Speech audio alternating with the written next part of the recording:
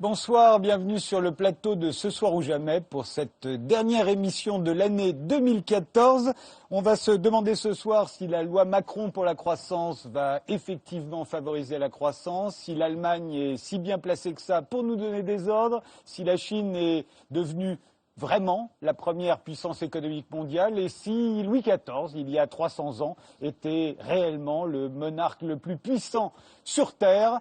Pour en débattre, nous avons invité Thomas Philippon. D'après la liste publiée en septembre par le FMI, le Fonds monétaire international, vous faites partie des 25 jeunes économistes les plus prometteurs, ceux qui auront le plus d'influence dans les années qui viennent sur notre compréhension de l'économie mondiale. Vous avez reçu le prix du meilleur jeune économiste français en 2009, du meilleur jeune économiste européen cette année.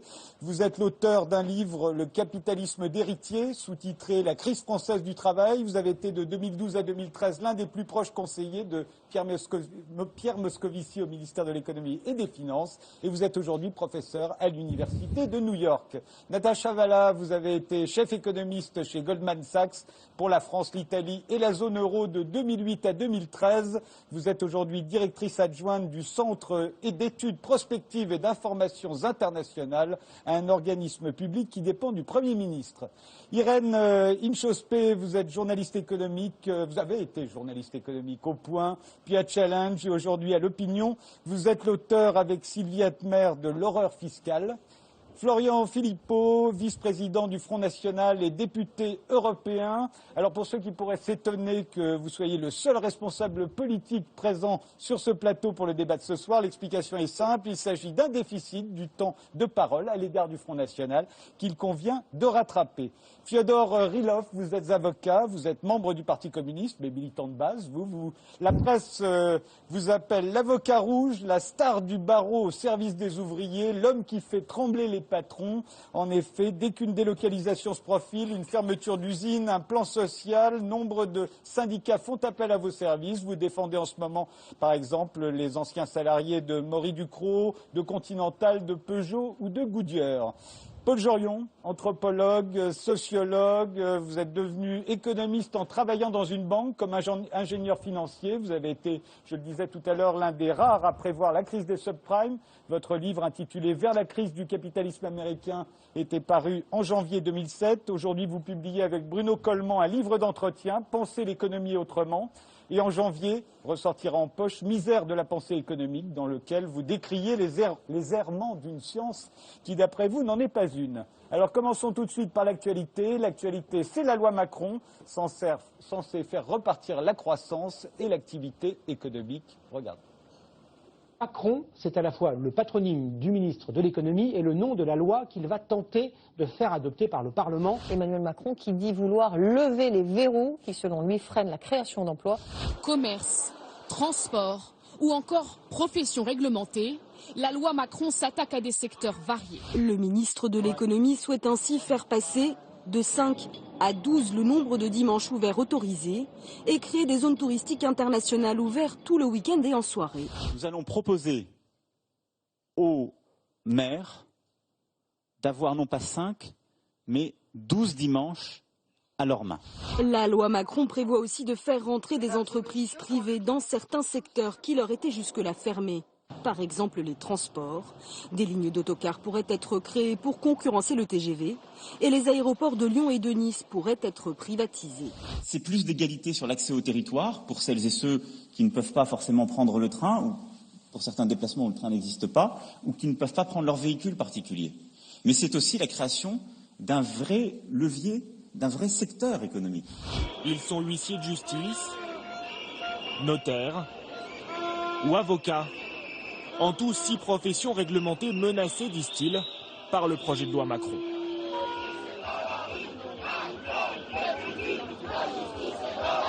Cette loi, elle n'enlève rien à personne. Je crois que c'est important de le dire. Il y a beaucoup de protestations. Mais nous n'enlevons pas de droits. Nous recréons parfois des droits et des accès pour d'autres. Le débat sur la loi Macron débutera le 22 janvier à l'Assemblée. Il promet d'être mouvementé. Thomas Philippon, cette loi Macron, vous êtes favorable? Oui, je suis favorable à la loi Macron. Je pense que c'est important de la placer dans un contexte historique. Tous les gens qui se sont penchés sur le problème économique de la France ont conclu qu'on souffre, parmi d'autres problèmes, d'un excès de corporatisme. Il y a un corporatisme français. Le corporatisme, c'est la défense des intérêts particuliers, ce qui est souvent légitime, mais qui peut évidemment se faire au détriment de l'intérêt général et créer ce qu'on peut appeler de l'exclusion économique. C'est dans ce contexte que la loi est pensée. Et elle sert à quoi cette loi? Elle sert à faire un peu l'inverse. Donc elle sert à ouvrir, à permettre l'accès, à favoriser l'accès des gens qui sont exclus autrement. Donc favoriser l'accès aux professions réglementées, ouvrir des lignes d'autocar, permettre aux gens qui le souhaitent de pouvoir travailler le dimanche. Je pense que c'est ça, c'est l'esprit de la loi. Ensuite, est-ce que ça va marcher? Si on regarde les expériences étrangères qui ont fait des choses similaires, mais parfois un petit peu différentes, oui, ça suggère que ce genre de réforme peut permettre de créer de l'activité, de l'investissement et de l'emploi. Donc, je suis pour. Paul Jorion, vous êtes contre? Je suis pas contre, mais il n'y a pas de souffle, il n'y a pas d'envolée, il n'y a pas d'ambition. On a un tournant de société, peut-être même un tournant pour l'espèce. Et on fait des choses sur les autocars, le nombre de dimanches où on peut travailler, etc. Alors qu'il faudrait remettre la question du travail et de l'emploi tout à fait à plat. On est dans un monde où l'emploi disparaît parce qu'il y a robotisation, remplacement des tâches intellectuelles par du logiciel. C'est pour ça, à votre avis, qu'il y a autant de chômage en France? C'est parce que... C'est structurel, que Keynes en parlait déjà en 1928, et puis ça ne fait que se développer. Les robots vont remplacer un certain nombre de gens dans des emplois et on ne recréera pas des emplois suffisants. Tout le monde ne sera pas là à coder, à faire de la programmation pour les robots qui sont là. Il n'y a pas non plus de remise en question de la redistribution de la richesse telle qu'elle a lieu maintenant. Non, tout ça n'est pas à la hauteur des circonstances qui sont les nôtres maintenant. Bon, on rentrera dans les détails de cette loi, hein, en tout cas dans les détails les plus polémiques, mais je voudrais avoir votre avis à tous sur l'ensemble de la loi. Natacha Valla? Moi, je pense que c'est plutôt une bonne chose qu'elle soit sur la table, cette loi. C'est une loi qui, comme le disait Thomas tout à l'heure, qui vise à dégager des forces qui sont bloquées aujourd'hui. Ce qui est important, c'est que la loi est sur la table, elle va être discutée. Il faut qu'elle soit opérationnelle vite.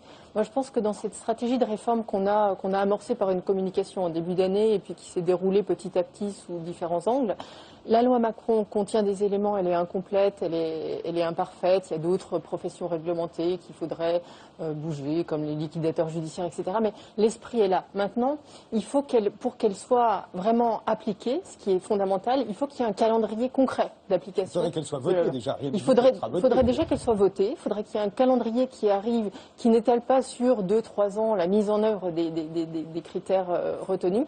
Et surtout, il faut aussi comprendre l'économie politique des réformes en France. C'est-à-dire qu'on est dans un climat où il y a beaucoup de couches qui se sont accumulées depuis la Deuxième Guerre mondiale, où on a d'un côté une génération qui a vécu une période très favorable, mais qui a vécu aussi dans une certaine idée de solidarité de la société, de progrès social, etc. Et je pense qu'il ne faut pas remettre en cause ces valeurs-là. Donc il faut d'un côté accepter qu'il y ait des acquis, des droits acquis. Donc il faut respecter dans la mise en œuvre de la loi Macron certains droits acquis, quitte à payer.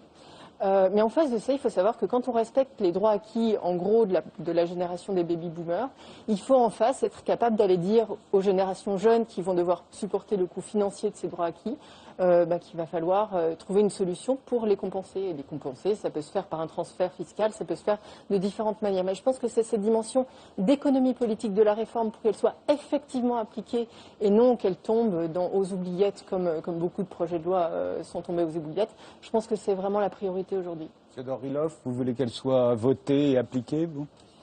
Elle est complètement inacceptable, cette loi. On n'est jamais allé aussi loin dans le démantèlement des acquis sociaux, dans la remise en cause des règles qui assurent un certain équilibre, une certaine égalité, y compris à l'intérieur de l'entreprise. C'est vraiment effarant. C'est un gouvernement qui est arrivé au pouvoir en disant « je vais combattre la finance, je vais tâcher de faire avancer un certain nombre de droits pour les salariés » et c'est exactement le contraire qui est mis en œuvre. Vraiment, je pourrais quasiment dire qu'il est probablement allé plus loin, M. Macron, que la droite n'aurait jamais rêvé aller. C'est hallucinant. Et on va le combattre. Et vous avez rappelé tout à l'heure qu'elle n'était pas votée. Et croyez-moi que les salariés vont se mobiliser dans ce pays pour faire en sorte qu'elle ne soit pas votée du tout. Irène Inchospé. Écoutez, non, moi je trouve qu'effectivement c'est une loi qui relève plutôt du symbole et que dans ce sens, lutter contre les rentes, C'est plutôt une bonne idée. Bon, c'est Turgot qui a des rentes des professions libérales, les huissiers, les notaires, les avocats. Voilà, donc c'est quand même Turgot qui a fait le premier rapport en 1776. Hein. Il avait fait 6 propositions. Notamment, il voulait ouvrir toutes les professions, y compris quelle que soit la religion et la religion et le sexe. Alors quand Louis XVI a compris que c'était les Juifs et les femmes, il a dit non, évidemment. Il veut revenir au XVIIIe siècle. Donc c'est pas nouveau. Il y a beaucoup de gens qui ont essayé, ils y sont rarement arrivés. Donc on lui souhaite bonne chance. Maintenant, c'est vrai que quand on s'attaque à des rentes, c'est très bien. Maintenant, on nous dit que ça va faire sur la croissance 0,5% de croissance dans 5 ans. 0,1% par an. Bon, ça réveille pas la nuit, ça. C'est pas ça qui va réduire ni la dette ni le chômage. Donc c'est de l'ordre du. On est à 0 là. Donc, je veux dire, oui, d'accord. Mieux que rien. Oui, c'est mieux que rien. Et puis on dit que ça va créer 120 000 emplois, mais moi j'aimerais savoir en emploi net qu'est-ce que ça fait, parce que quand vous vous attaquez à des rentes, les secteurs qui bénéficient des rentes, ils vont perdre des emplois. Donc en emploi net, qu'est-ce que ça va faire? Donc c'est un bon symbole, mais c'est pas assez. Par exemple les bus, on parle beaucoup des bus, mais quand vous lisez l'article 13 de la loi, vous vous rendez compte, bon, très bien, on va libéraliser les bus. Enfin, on va créer des lignes nationales pour les autobus. Comme aux États-Unis, on peut traverser le pays en autocar. Quand vous lisez le deuxième alinéa, oui, mais sauf si ça met en péril l'équilibre financier du service public avec qui on rentre en concurrence. Et là, c'est la région qui décide. Autant vous dire que c'est pas gagné. Donc voilà, c'est un symbole, c'est plutôt pas mal, ça va dans la bonne direction, mais en plus, ça va être détricoté. Donc détricoté au moment de la voter, vous voulez dire? Oui, bien sûr, ça va être détricoté, donc ça va être difficile. C'est un signal qu'on veut envoyer à Bruxelles aussi pour ne pas être sanctionné en avril. Donc il faut qu'il arrive à la fois à faire plaisir à Bruxelles et au Parti socialiste. Donc c'est très compliqué, mais c'est un bon symbole. Florian Philippot. Oui, je crois que ce que vous avez dit à la fin est très important. En réalité, cette loi, ça n'est que cela. Ça n'est que envoyer un signal à Bruxelles. C'est même plus qu'envoyer un signal à Bruxelles. C'est se soumettre intégralement à ce que veut l'Union européenne. Parce que vous prenez point par point les chapitres de cette loi Macron. On l'appelle Macron, on pourrait l'appeler loi Bruxelles. Elle porterait vraiment son nom. C'est tout ce qu'on retrouve dans les recommandations de l'Union européenne depuis des mois et des années. Il y a même un problème sur le mot réforme en France. Ce qu'on appelle réforme depuis des années et des années sous la gauche comme sous la droite, ce ne sont pas des réformes. C'est une adaptation à un système qui nous est imposé, perçu comme inéluctable, l'adaptation à la mondialisation sauvage sans frontières, qui ne produit aucun résultat, si ce n'est de la régression sociale, et en tout cas aucun résultat en termes de production industrielle et en termes de croissance, qui est quand même l'essentiel qu'on recherche aujourd'hui. Donc cette loi, elle va parfaitement dans ce sens. Elle va dans ce sens, elle teste des choses qui ont été faites à l'étranger sans grand résultat, comme le travail le dimanche, mais je pense qu'on y reviendra. On fait des privatisations, on fait des libéralisations, etc. L'autocar, bon, est-ce que c'est du niveau d'un ministre de l'économie que de lancer ce genre de chantier? Moi, je trouve que c'est assez ridicule, pour le coup, et je suis assez inquiet pour le système et le service public ferroviaire. Mais moi, ce qui me frappe surtout dans la loi Macron, c'est ce qu'il n'y a pas dans cette loi.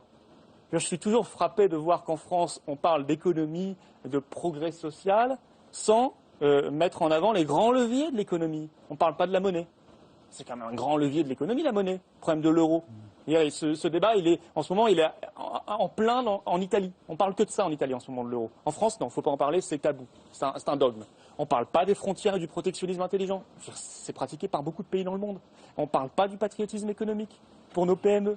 Notamment une capacité d'intervenir sur les marchés publics, d'avoir une justice fiscale pour que ce ne soit pas toujours les gros qui payent moins et les petits qui payent plus. Vous voyez, c'est tout de même extraordinaire que ce soit absent du débat. C'est ça qui me frappe. Alors M. Macron fera sa loi, ça fera de la régression sociale, ça fera 0 en termes de croissance. Je vous le dis tout de suite, parce que c'est évidemment pas à la hauteur des défis. Oui, M. Clédy, tout le monde est d'accord là pour dire que cette loi est une loi spectacle, qu'elle ne va pas avoir d'effet, etc. Ce projet de loi, il est dangereux et il va avoir des conséquences tout à fait concrètes. Ce projet de loi, par exemple, il contient une disposition qui a été concoctée exprès pour faire perdre les 3000 salariés de Maurice Ducrot.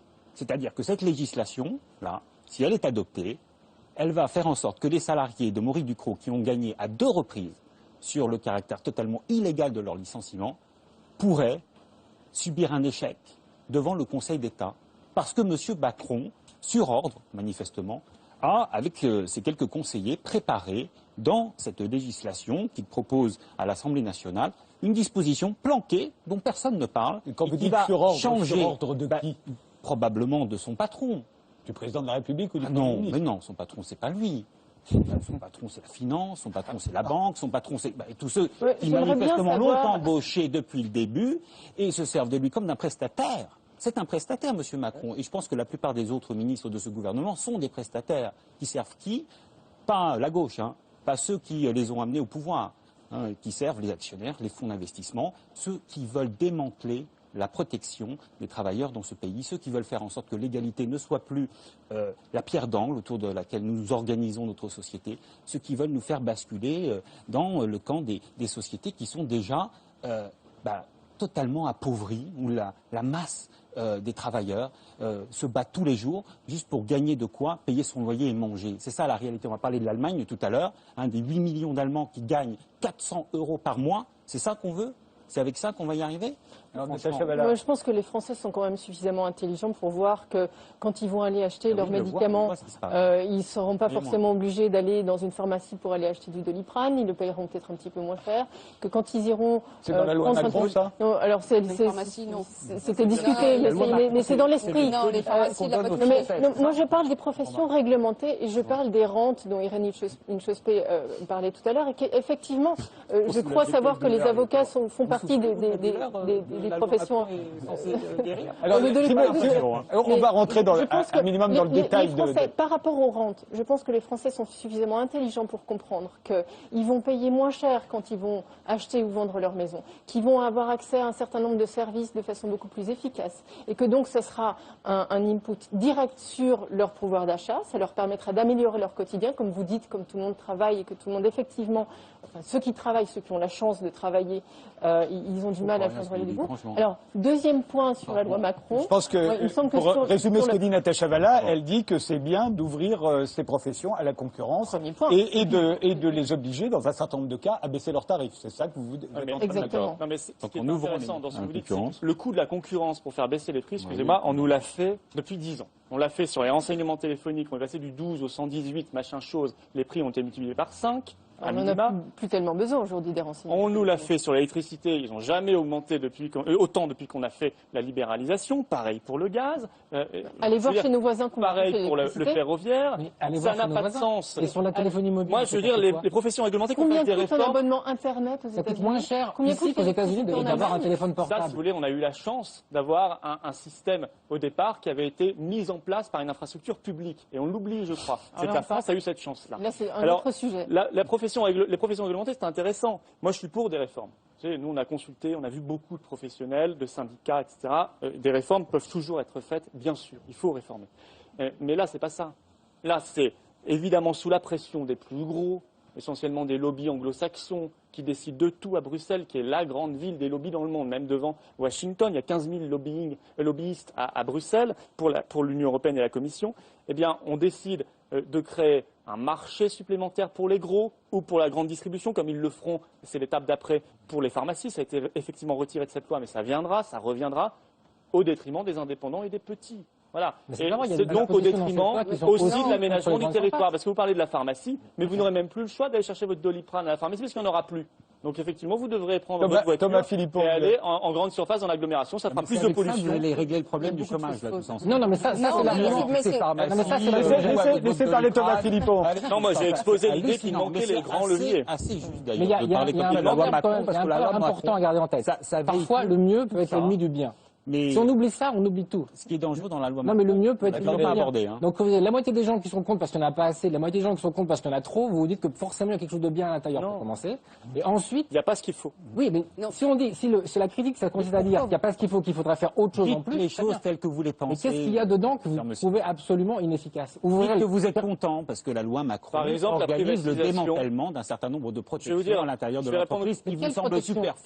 Quelle protection? Par exemple, la loi Macron, elle propose que dans les sociétés en difficulté, on puisse licencier quasiment sans règle. Non, mais absolument. Vous pensez que absolument aujourd'hui? Absolument. Oui, il faut la lire, monsieur. Il faut arrêter de discuter des choses, etc., avec les pharmacies et les cachettes de Doliprane.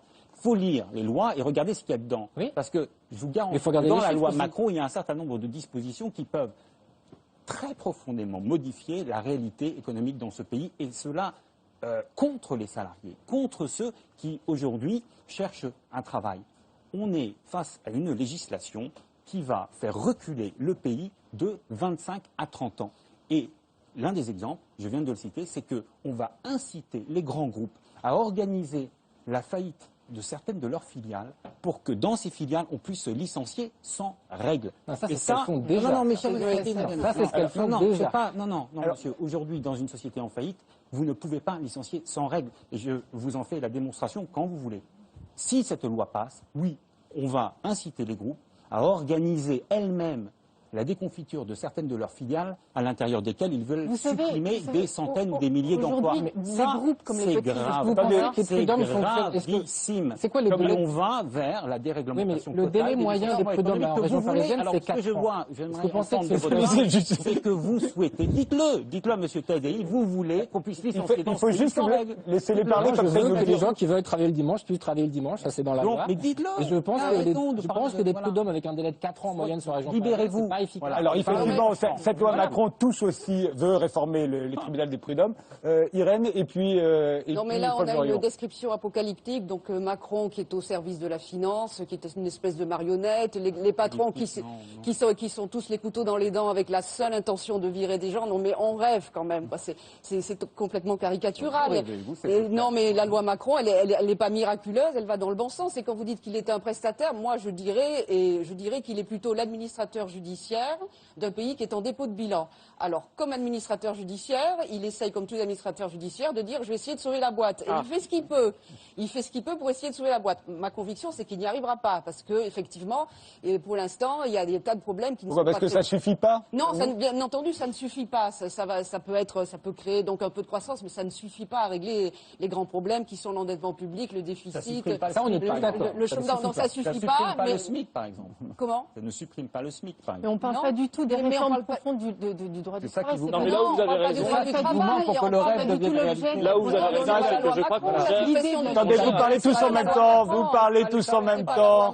Malheureusement, il n'est pas au service de la finance. Theodore Rilov, L'administrateur judiciaire, d'ailleurs, c'est tout son mérite de s'attaquer à une profession dont il est une des professions réglementées dont il est un représentant émérite. C'est courageux ou c'est inconscient, mais ça ne suffira pas. Donc je pense que voilà, il va pas y arriver. Paul Jorion. Oui, non, il y a une chose qu'il faut quand même dire. Parce qu'il y a dans cette loi Macron, il y a une loi, enfin il y a une partie de la loi qui porte véritablement sur une mesure qui est authentiquement socialiste.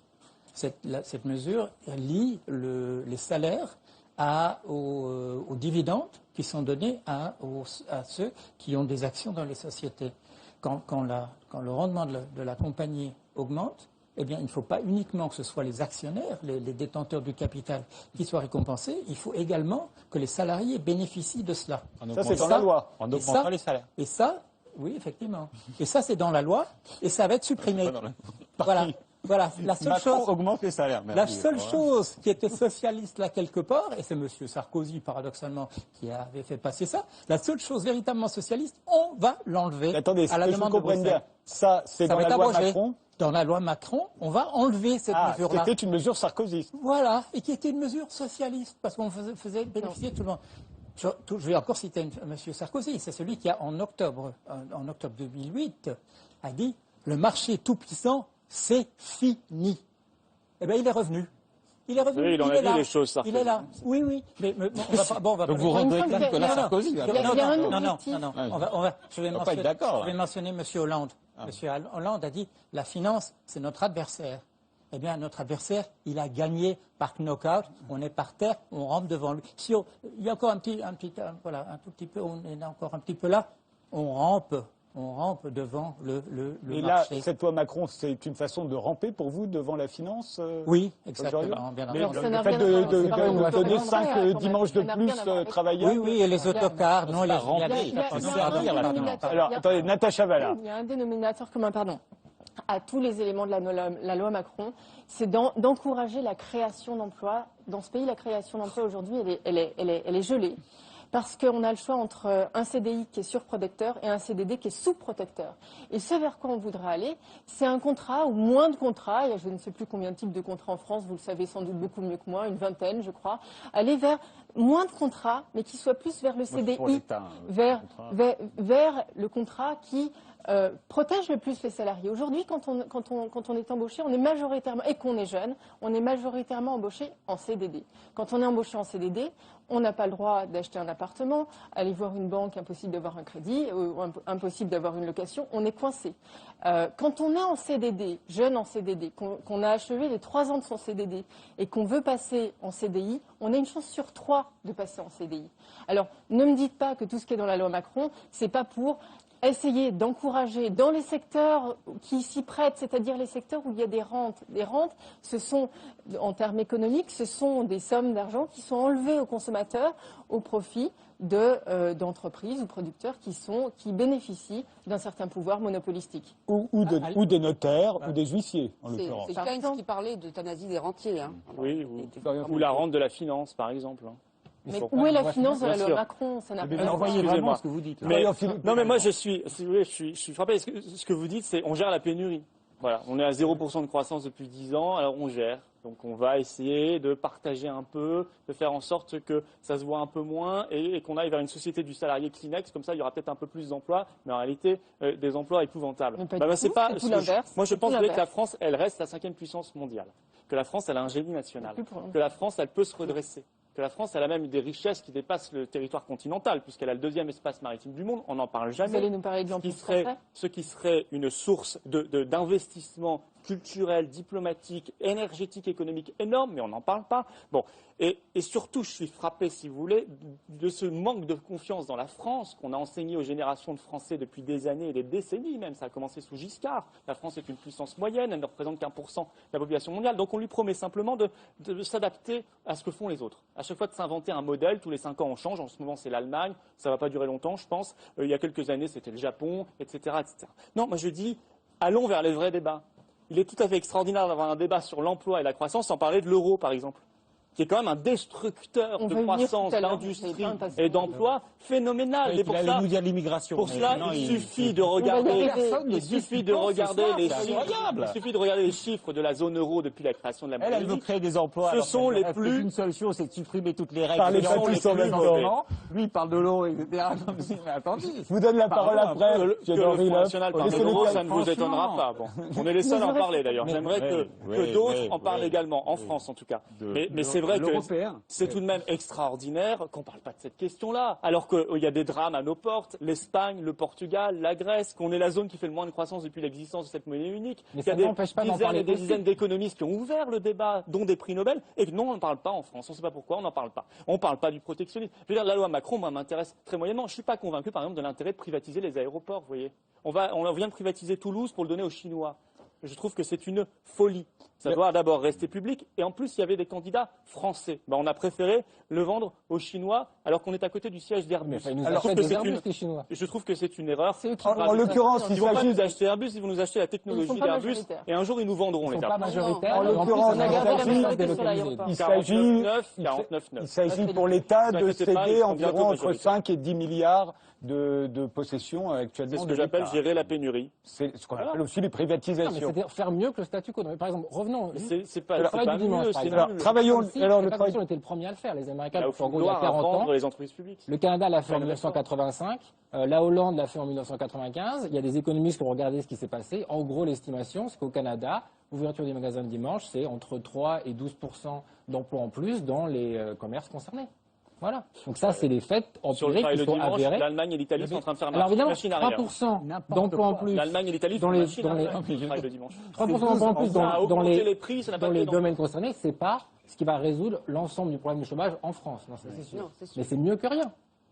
Fyodorinov. Non, mais écoutez, moi je pense qu'il faut un peu de franchise là dans l'échange. Vous rêvez de supprimer dans ce pays à peu près toutes les règles qui empêchent le licenciement. Et ce qui vous plaît dans la loi Macron, c'est que, justement, elle contient un certain nombre de dispositions qui vont dans cette direction. Donc, dites-le. Lui, il rêve... les autocars, on travaille le dimanche. Vous pas des immigrés à côté. Et il veut diviser les travailleurs, etc. Mais il vient nous expliquer que non, en réalité, ce qui le préoccupe, c'est l'euro, etc. On attend toujours vos solutions. On les a toujours pas entendues. Non, si, nous, on a un certain nombre de solutions à proposer. Par exemple, ce qu'on souhaite, c'est faire en sorte que lorsqu'une multinationale fait chaque année plus de bénéfices, elle ne puisse pas licencier. Voilà. Parce qu'il y a dans ce pays, et ça Macron, il n'a pas encore osé s'y attaquer, une règle qui veut qu'on ne peut pas licencier lorsque on fait de l'argent, lorsque chaque année on engrange davantage de profits. Il y a cette règle, malheureusement, elle n'est pas suffisamment sanctionnée, parce que lorsqu'elle est violée, cette règle, la seule chose que les salariés peuvent faire, c'est aller devant un juge et demander une indemnisation. Lorsque M. Hollande est arrivé au pouvoir, il a dit, il y a peu de gens qui l'ont cru, mais il a quand même dit qu'il ferait rentrer dans le Code du travail, enfin, un article permettant aux salariés d'agir, y compris devant un juge, pour empêcher une procédure de licenciement lorsque tout le monde voit bien que cette procédure est mise en œuvre par une multinationale qui gagne plein d'argent et qui ne veut licencier que pour une seule raison, gagner encore plus de fric. Vous voyez, ça, c'est quelque chose qui pourrait peser sur le cours des événements et changer la réalité de millions de personnes dans ce pays qui craignent le chômage, qui craignent que leur emploi soit détruit sur l'autel des profits. Voilà. Et vous pensez que c'est bien qu'on puisse jeter les gens à la rue pour gagner plus d'argent. Alors, on va les laisser répondre. Vous pensez que c'est bien parce que, de votre point de vue, et vous avez le droit, c'est comme ça qu'on stimule l'économie. Moi, je ne le pense pas. Lui, il pense que c'est en divisant les travailleurs, en mettant les noirs et les blancs à côté, etc. Thomas Philippon va pouvoir répondre. Ni vos solutions, ni les leurs. Un peu de progrès social. La société dont je rêve, on protège les individus. On protège les individus en les formant, en les accompagnant, en les protégeant. Non, mais justement, leur salaire, et en leur donnant un nouvel emploi. Non, en leur donnant un nouvel emploi. Et ce ne soit pas leurs enfants s'ils ont envie, qui ne puissent pas avoir de loisirs non plus. Non, ça c'est faux par exemple. Donc les expériences étrangères. Exactement. Bon exemple. Les expériences étrangères. Qu'est-ce qui s'est passé? Est-ce que la durée hebdomadaire du travail a augmenté quand ils ont ouvert les magasins le dimanche? Non. L'emploi a augmenté de 3%. La durée hebdomadaire a monté de 6 minutes. Ça veut dire quoi? C'est-à-dire que c'est pas exactement le contraire. C'est pas vrai, c'est des articles publiés au Canada. Non, mais la différence, c'est que moi, je sais des chiffres qui les trouver sur Internet. Qui sont exactement le contraire de ceux que vous citez. Absolument pas, absolument pas. La durée de travail n'a pas beaucoup augmenté quand on ouvre la maison le dimanche. Ça vous dit quoi? Ça veut dire que typiquement, c'est des gens différents qui travaillent le dimanche. Et pour le coup, ça n'a jamais créé. Je vois bien ce qui se passe aux États-Unis. Juste le dimanche dans les magasins, vous voyez des gens qui ont mis en cause des 35 heures. Et vous savez bien que c'est ça l'objectif. Le travail le dimanche, c'est quoi? C'est une façon de s'attaquer aux 35 heures et de remettre les salariés au travail dans des conditions travailler le dimanche. Vous rêvez. Theodore Rilov a bien parlé. Thomas Philippon a quelque chose à ajouter? Oui, non, les faits montrent que ça crée de l'emploi et ça n'augmente pas significativement. Donc en Hollande, c'était 30 minutes, au Canada, c'était 6 minutes en moyenne. Ça veut dire quoi? Ça veut dire qu'en moyenne, les gens qui travaillent le dimanche, c'est pas les mêmes que ceux qui travaillaient dans la semaine. Donc typiquement, quand vous êtes dans un pays où les magasins sont ouverts le dimanche, et c'est pas tous les magasins, on est bien d'accord, c'est régulé. Vous dites que vous trouvez des jeunes, typiquement, des étudiants. Oui, mais je crois que... Attendez, Natacha Valav, qu'on a empêché de Moi, il parler me semble aussi. que précisément dans un environnement où on a un taux de chômage aussi élevé que le nôtre, et la France fait quand même cas d'école, y compris dans la zone euro, et un taux de chômage des jeunes aussi élevé que de celui qu'on a, je suis sûre que si on faisait un référendum en France aujourd'hui sur le travail du dimanche, on aurait un oui. Et donc on aurait on apporterait l'accès. % des Français ne veulent pas travailler le dimanche. Pour ce qui a été dit sur les 35 heures, ça n'a rien à voir. Moi je travaille souvent le dimanche, oui, mais enfin bon, je suis pas payée plus pour ça, vous savez. Alors, et j'ai des enfants à la maison, donc vous savez, c'est pas le temps de candidate pour que ça arrive tous les dimanches. Mais c'est pas la question. C'est un choix. C'est un choix. Moi, je travaille le dimanche. Des gens comme vous ou des gens comme moi. Je vous parle des jeunes qui sortent comme une formidable recette de liberté, etc. Je vous parle de la population dont il est question aujourd'hui, c'est-à-dire les jeunes qui sortent du système scolaire, qui, pour la plupart, manquent. D'ailleurs, Thomas parlait de la question de l'éducation et de la protection de la précarité. Ils ont le droit de travailler le dimanche. Mais laissez-moi parler. Laissez-moi terminer. On parle de la protection de l'individu. Ça commence par l'éducation. Ça se poursuit par la disponibilité des emplois. Or, aujourd'hui, telles que sont les règles aujourd'hui, il y aurait des emplois qui seraient disponibles si les règles étaient modifiées à la marge, parce qu'on parle quand même de passer de 5 dimanches à 12. Mais c'est ça on est quand même dans l'épaisseur du trait. On pense que ça peut créer des emplois, et vous êtes en train de nous dire que tous ces jeunes qui sortent du système scolaire... Après, c'est tout le dimanche. Mais non, pas du tout. C'est que ça créera pour ces populations précarisées, ça leur donnera l'opportunité d'avoir un revenu, d'avoir une dignité. On a bien compris ce qui vous sépare. Paul Jorion voulait ajouter quelque chose. Est-ce que vous ne voyez pas que cette histoire de travail du dimanche est absolument marginale, que ça n'a vraiment aucune importance dans la question du travail et de l'emploi? Vous ne voyez pas qu'il faudrait reposer cette question dans son ensemble? Une seconde. Oui, non, voilà, non, ça fait partie du détricotage. Moi, ce que je trouve très très triste, je me suis trouvé un jour ici dans ce studio avec M. Eric Woerth. M. Eric Woerth a dit quelque chose. J'ai dit, vous allez commencer à détricoter l'État-providence. Ce qui est dommage, c'est que maintenant, depuis, ça fait 2 ans ou un peu plus, qu'on est en train de détricoter ça à l'intérieur d'une politique qui se dit socialiste.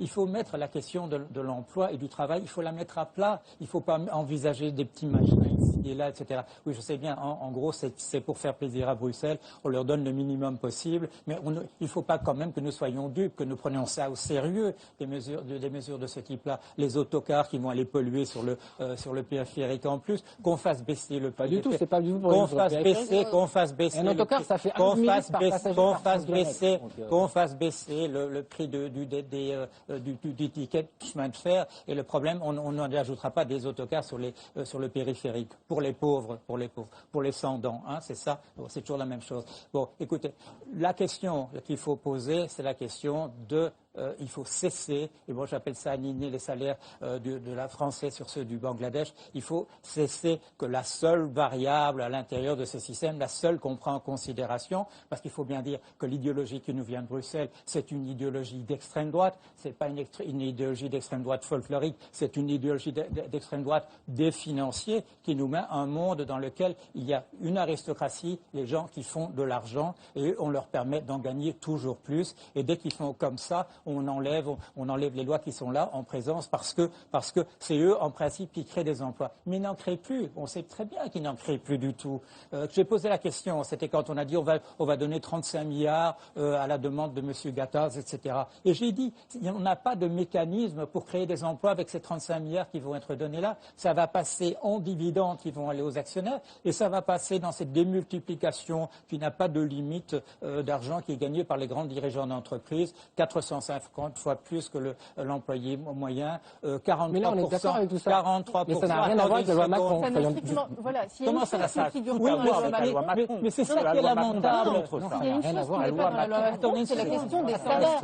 La question des salaires n'est jamais évoquée dans la loi Macron. Vous parlez tous en même temps. Attendez une seconde. Attendez, on est d'accord, arrêtez. Justement, non, il faut pas parler tout le temps. Le problème, effectivement, comme vous le dites, le problème, c'est que la loi Macron n'a aucun rapport avec ça. C'est vous-même qui le dites. Tous ces problèmes essentiels pour nous, de l'emploi, du travail, de la redistribution de la richesse créée, cette loi n'a aucun rapport avec ça. Je vous donne raison, elle n'a aucun rapport avec ça. Donc si je résume un petit peu, ce que vous dites, c'est puisqu'on ne peut pas tout résoudre d'un seul coup avec une loi magique, autant ne rien faire. Ben, je pense que ça, c'est pas une manière de raisonner qui est raisonnable. Oui, exactement. Comme je pense que si on peut faire mieux, faisons mieux, même si c'est pas encore la panacée. Exactement. On peut le faire par petits pas. Voilà, par petits pas, comme la loi bancaire, qui s'est occupée de 0,75% du problème qu'il fallait régler, comme la loi Sapin maintenant, où on va taxer les opérations financières, on va en taxer sur les produits dérivés, on va en taxer 3%. C'est-à-dire qu'il y a 97% du problème dont c'est un tout petit pas. Il faut commencer avec des tout petits pas. Les 0,75% de la loi bancaire, c'est un tout petit pas. Ça va dans la bonne direction. Mais combien de temps, pendant combien de siècles on va devoir avancer si on avance à 0,75% à la fois? J'ai écrit beaucoup sur ce sujet et je suis assez d'accord pour réguler la finance au niveau mondial. 1000 fois d'accord. Mais c'est juste, encore une fois, c'est pas vraiment le sujet de la loi Macron. Alors, dernier mot, Florian Philippot, et après on avance dans le débat. Qu'est-ce qu'on fait? On fait pas, on avance ou on reste dans la loi Macron. On peut aussi se dire, on reste pas dans ce cadre. Parce que dans ce cadre, on est complètement contraint. Vous parlez de l'Europe. Moi, je vous dis, vous dites, on fait rien. Bah si, on doit faire, on peut faire. L'histoire continue. La France n'est pas condamnée ad vitam aeternam à rester dans ce machin. Voilà. On peut estimer, comme les Anglais, qu'un référendum serait nécessaire, par exemple, sur notre appartenance à l'Union européenne. Et il y a beaucoup de pays européens en dehors de la zone euro et même en dehors de l'Union européenne qui se portent, même tous, mieux que nous. Voilà, beaucoup mieux que nous. Et qui sont même des vraies démocraties. Je pense à la Suisse, où là-bas, quand une question se pose, on fait un référendum, où les Suisses eux-mêmes s'en saisissent pour faire une votation, c'est-à-dire un référendum d'initiative populaire. Ça, c'est un vrai modèle. Et je veux dire, c'est la question européenne. La question de fond, elle est là. Et qu'on ne parle pas de cela quand on parle de croissance, d'industrie, d'emploi, c'est totalement lunaire. On est totalement ailleurs. Sur la question du travail le dimanche, je dis juste un mot parce que j'en ai pas parlé. Je crois que derrière la question économique, moi je dis que c'est inefficace. On l'a vu en Allemagne et en Italie, ils sont en train de revenir en arrière. Ça n'a pas créé un emploi, ça a fait augmenter les prix parce que vous avez un sursalaire et vous avez des coûts de fonctionnement supplémentaires pour le même nombre de consommateurs. En revanche, c'est aussi un problème de société. Moi je ne suis pas pour l'américanisation de la société française, à tout craint, où on est tous les jours que Dieu fait, consommateur ou producteur forcément. Je pense qu'on peut aussi avoir des loisirs, des moments en famille, des moments personnels, peut-être spirituels pour certains, mais on n'est pas obligé d'être systématiquement dans la société de consommation, d'hyperconsommation ou d'hyper-gaspillage tous les jours de la semaine, y compris le dimanche. Ça, c'est le retour au XIXe siècle. C'est pas le progrès. Alors, faisons avancer ce débat. Les réformes, la loi Macron, les réformes qu'elle propose seraient dictées. Non, on va y arriver.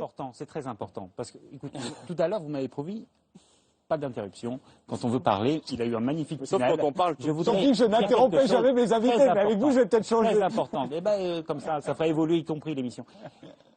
Il y a quand même une déconnexion incroyable entre l'analyse qui est intelligente, qui est clairvoyante, et la politique.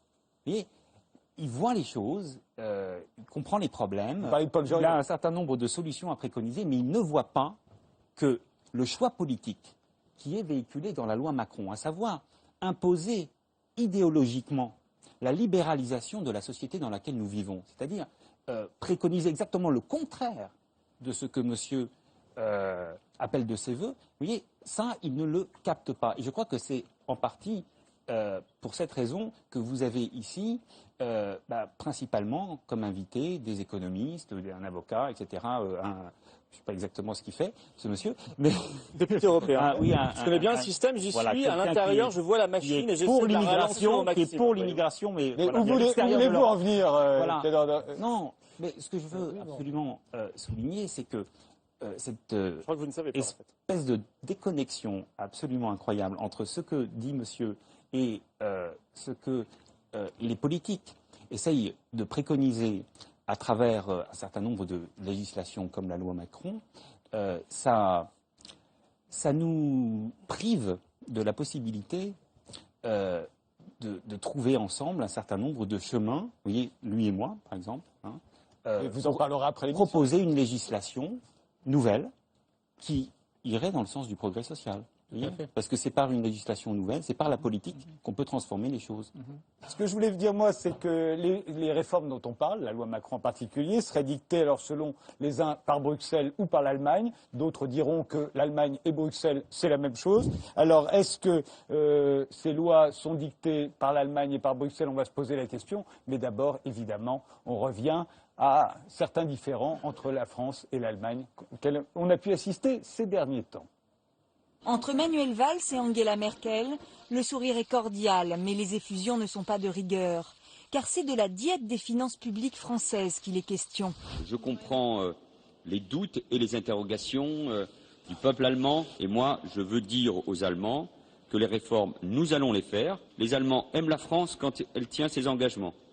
Et les Français aiment l'Allemagne qui sait les comprendre. Ce qui m'intéresse, c'est comment la France, comment comptez-vous baisser la dette de la France et quelle est la fiabilité de la France. Le manque de courage pour attaquer l'avenir, c'est un vrai problème maintenant pour nous tous. Madame, notre peuple ne manque pas de courage et il le prouve tous les jours, chaque matin. Et je crois que vous seriez bien avisé de nous parler sur un autre ton, car ce que vous dites n'est pas raisonnable. Nous sommes une grande nation qui faisons des efforts pour nous réformer. Nous ne sommes pas un Länder allemand.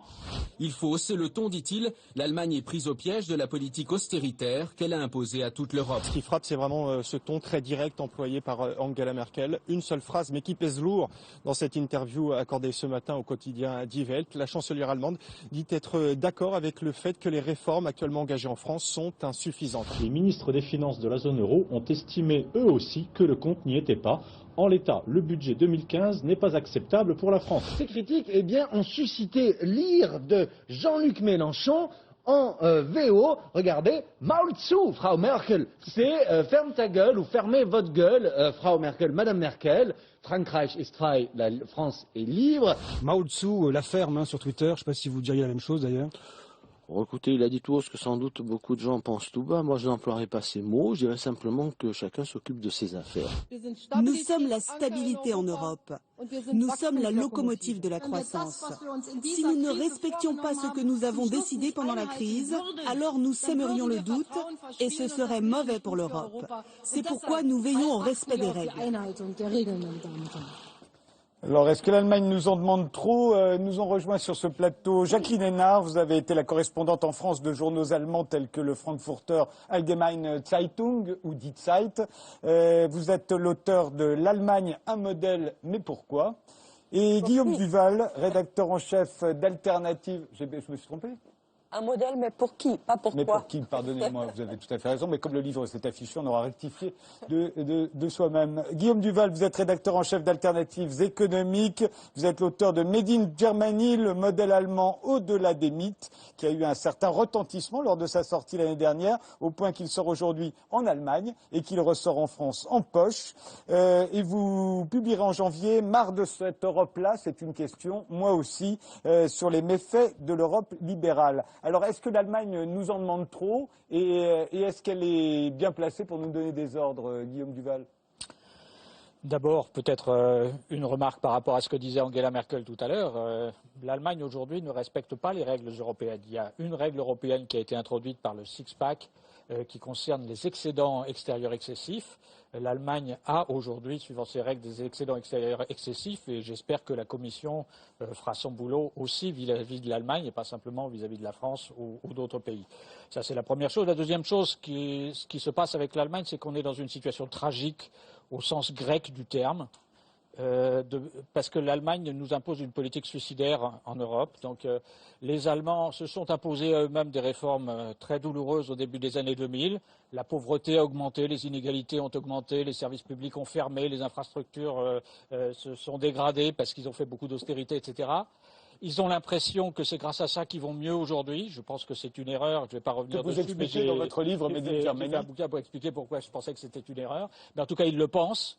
Et donc, comme ils le pensent, ils ne peuvent pas accepter d'aider les autres en Europe si les autres ne souffrent pas au moins autant qu'eux avec Schröder. Le problème, c'est que Schröder n'a pas eu encore, les réformes Schröder n'ont pas eu encore des effets plus négatifs en Allemagne et en Europe, uniquement parce qu'ils étaient les seuls à faire ça à ce moment-là. Le problème, c'est que pendant ce temps, il y avait les Italiens, les Grecs qui s'endettaient pour acheter des produits allemands.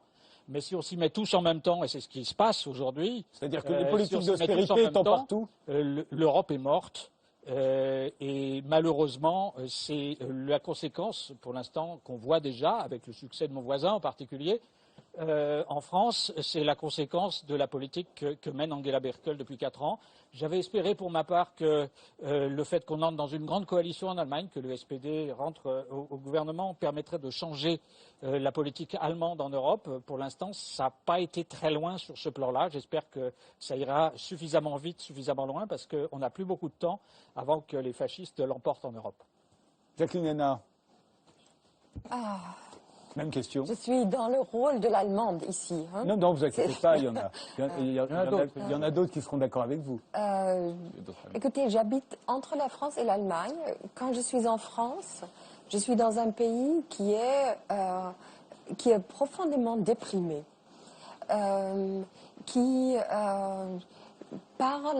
où la politique est très idéologique. En vous écoutant ici, j'entends le salarié, le patron, tout ça, c'est des notions qui sont rattachées à des concepts idéologiques très contextuels en France.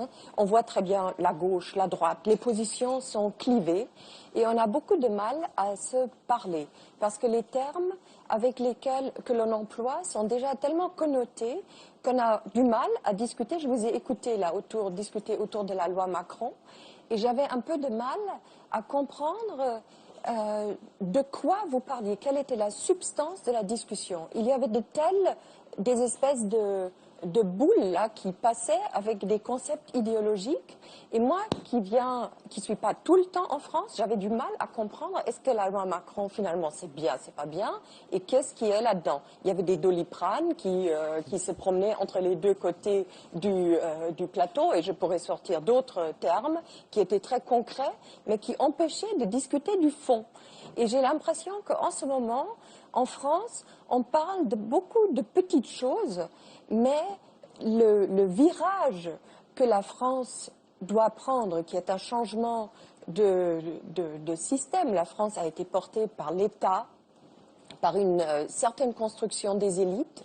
Ce virage-là, on ne le discute pas, et la société, elle est coincée entre ces espèces de notions qui se promènent dans l'espace, et il n'y a pas de cristallisation d'un débat sur quel est le pays, quel modèle est-ce qu'on pourrait faire émerger des talents et des réserves, des capacités de la France. Vous pensez que la loi Macron va dans la bonne direction, Jacqueline Hénard? Elle va dans la direction de ce virage que vous semblez penser, nous dire que la France doit prendre?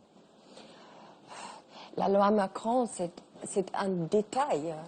C'est un moment dans une longue discussion, dans beaucoup de mots qui tournent autour d'une redéfinition de la France. Mais c'est vraiment, pour moi, c'est un élément qui va peut-être dans le bon sens, mais la discussion devrait avoir une autre dimension, et de la discussion et la politique aussi. Alors justement, revoyons ce dont on parle. Guillaume Duval disait que la politique allemande est suicidaire pour l'Europe. Est-ce que vous êtes d'accord? Et donc, à savoir, est-ce que l'Allemagne est bien placée pour nous donner des conseils? Thomas Philippe. Il y a une tension. Déjà, juste pour revenir sur un point, je ne pense pas qu'on puisse dire que la loi Macron soit une loi Bruxelles et typiquement pas une loi de Berlin, parce que s'il y a un sujet sur lequel l'Allemagne n'a rien fait, c'est justement sur les professions réglementées. Donc c'est certainement pas ça qu'ils nous ont demandé. On le fait parce qu'on pense que c'est utile en France. Donc là, c'est juste un point de détail. Est-ce que la stratégie allemande est suicidaire pour l'Europe? Je pense que peut-être les mots sont un peu forts, mais globalement, sur le diagnostic macroéconomique, je pense que Guillaume Duval a assez raison. Oui, là, je pense que l'Allemagne est très bonne pour faire de la microéconomie, pour avoir des relations sociales des entreprises qui sont plus harmonieuses et plus efficaces qu'en France, pour mieux protéger un certain nombre de gens. Ils ont un modèle social intéressant dans un certain nombre de dimensions. Mais par contre, sur la gestion macroéconomique de l'Europe, c'est-à-dire en particulier le fait de faire tout de l'austérité en même temps, c'est un peu suicidaire. De l'austérité en même temps.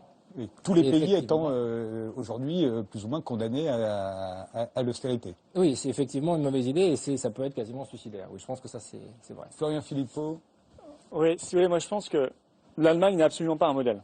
Je pense que ça fait partie de ces mythes qu'on a créés, qui sont en train d'être déconstruits là. Parce qu'on nous explique que l'Allemagne finalement fait beaucoup moins de croissance, et fera beaucoup moins de croissance cette année, puis en 2015 que prévu. C'est la Bundesbank qui l'a dit récemment. L'Allemagne, c'est un système très inégalitaire, beaucoup de pauvreté, le taux de pauvreté même supérieur à celui de la France. Ce sont ces emplois à 1 euro de l'heure. Et c'est cet énorme problème qu'on n'a pas pour l'instant en France, en tout cas on l'a moins, on l'a aussi, mais moins, c'est le vieillissement de la population, qui fait qu'aujourd'hui l'Allemagne a une dette implicite, dette publique implicite de 7 000 milliards d'euros, 270% du PIB, pour les futures retraites de la fonction publique et les futures dépenses de soins, de santé. Ça, on en parle assez rarement parce que les élites françaises ayant largué la France, elles ont besoin de se raccrocher à Washington, au Japon, au Royaume-Uni, à l'Allemagne et de trouver un modèle comme ça. Ben non, la France, c'est la France. La France a son histoire. Vous disiez, elle a son modèle avec l'État. Oui, l'État a fait la nation en France. Il a, depuis très longtemps, depuis 1000 ans, au moins. Et ça fait partie de la France. Voilà, c'est comme ça. Alors la France évolue, elle a toujours évolué dans son histoire, mais la France a trouvé sa voie. Et trouver sa voie, ça ne passe pas par la soumission, l'obéissance ou la fascination devant un modèle étranger.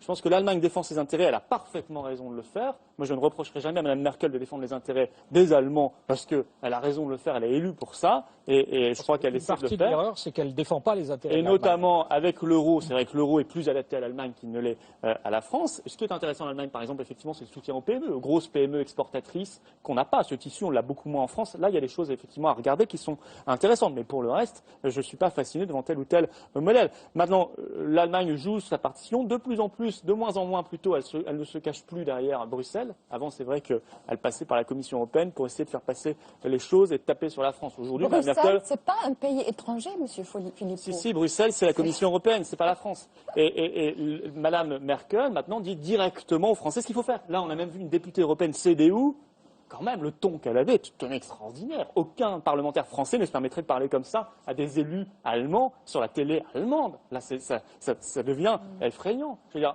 il faut quand même qu'on revienne aux bases d'abord de ce qu'est la démocratie française. Ce sont les Français qui élisent leurs représentants pour conduire la politique de la nation.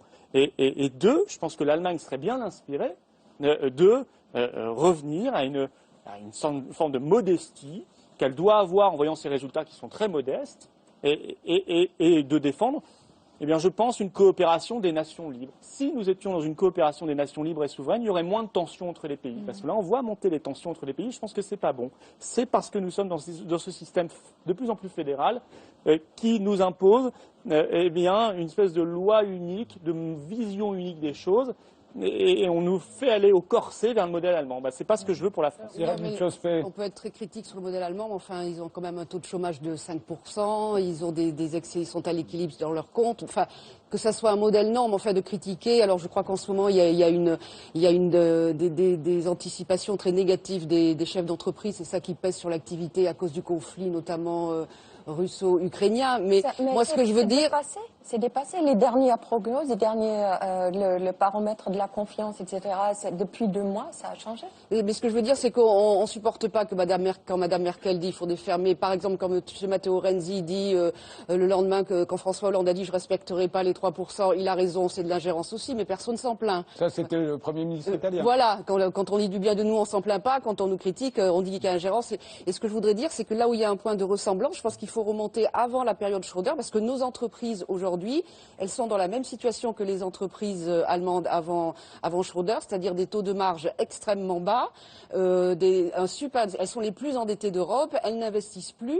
L'investissement, c'est exclusivement, c'est pas le secteur marchand, les dépenses, c'est le secteur non marchand. Donc on est dans la situation de l'Allemagne avant Schröder, et donc effectivement, les réformes urgent. Et je crois que là, il y a quand même quelques enseignements à tirer. Il faut quand même. Guillaume Duval et Paul Jorion. Il faut pas. Enfin, je pense que en faisant ce diagnostic, on se trompe nous-mêmes et on fait une mauvaise politique. L'économie française est une de celles qui a le mieux résisté à la crise européenne. Pourquoi elle a bien résisté? C'est parce que le coût du travail n'a pas baissé en France, les dépenses publiques n'ont pas baissé en France et la demande intérieure a tenu. Et c'est l'économie française et l'économie allemande, c'est vrai, mais qui ont sauvé la zone euro en ne s'écroulant pas au moment où l'économie grecque, espagnole, etc.